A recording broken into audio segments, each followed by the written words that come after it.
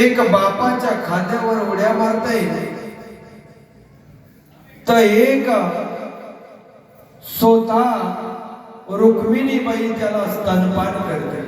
पहा सगळ्यात लहान कोण होतं तुम्हाला काय सांगायची गरज.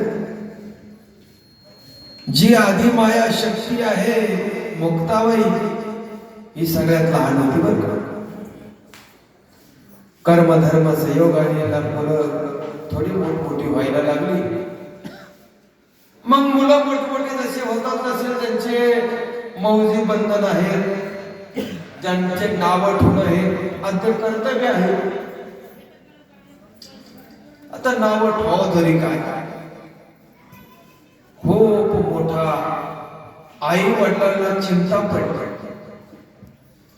मौजी बंधन करायचं पण आता आपल्याला घेतील का आपल्या धर्मामध्ये, हे सगळ्यात मोठं त्यांना पडलेलं संकट आहे.